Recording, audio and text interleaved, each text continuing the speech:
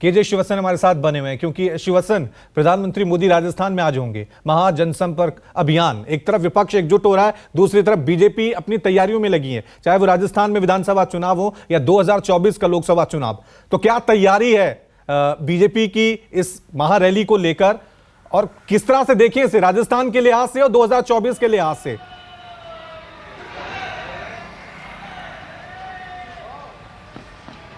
रवि, देखिए, इस वक्त मैं उसी अजमेर में मौजूद हूँ जहाँ पीएम नरेंद्र मोदी कुछ ही देर 4 बजे करीब यहाँ पर जनसंपर्क जनसभा को संबोधित करने आएंगे। और जो इस पूरा भव्य पांडाल जो यहाँ पर आप देख रहे हैं मेरे पीछे, इसे नाम दिया गया है जनसंपर्क से जन सहयोग अभियान का नाम दिया गया है।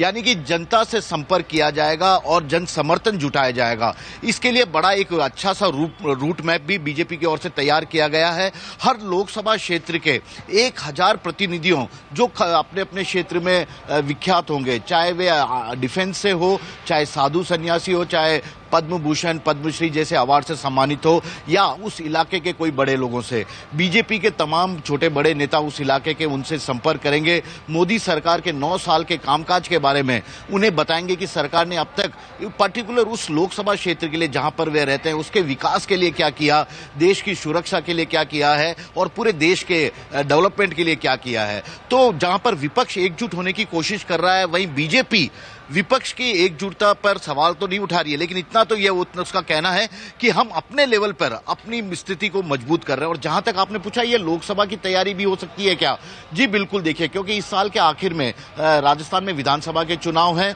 बीजेपी ने भी मिशन 156 का नारा दिया है और कांग्रेस के नेता भी साफ कह रहे हैं कि अब जबकि अशोक गहलोत और सचिन पायलट एक साथ हाथ मिला चुके हैं, तो ऐसे में वे भी 156 मिशन के तहत ही पूरा अपना चुनाव प्रचार करेंगे, चुनाव में आगे बढ़ेंगे। लेकिन सबसे बड़ी बात है कि यहां पर जिस तरह से राजस्थान में लोकसभा की 25 सीटें देखा जाए तो एनडीए के खाते में थी, 24 बीजेपी ने जीती थी, एक उसकी सहयोगी आरएलपी ने जीती थी। राजस्थान में कांग्रेस का लोकसभा में खाता नहीं खुला था। हां, इतना जरूर है कि विधानसभा में सरकार बनी थी, लेकिन उसका फायदा लोकसभा में कांग्रेस पार्टी नहीं उठा पाई थी पिछले चुनाव में।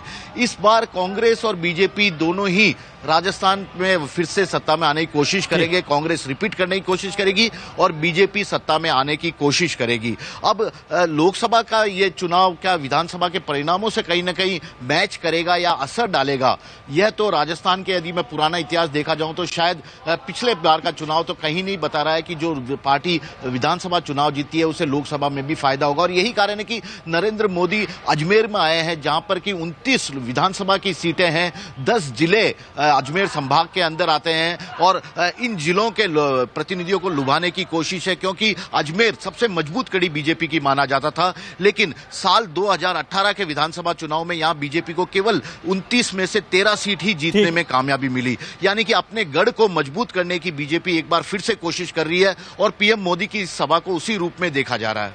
ठीक है सर, ठीक है। नमस्कार, मैं हूं मानक गुप्ता।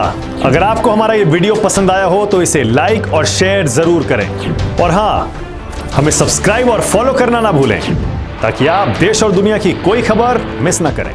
तो जुड़े रहिए हमारे साथ और देखते रहिए न्यूज़ 24।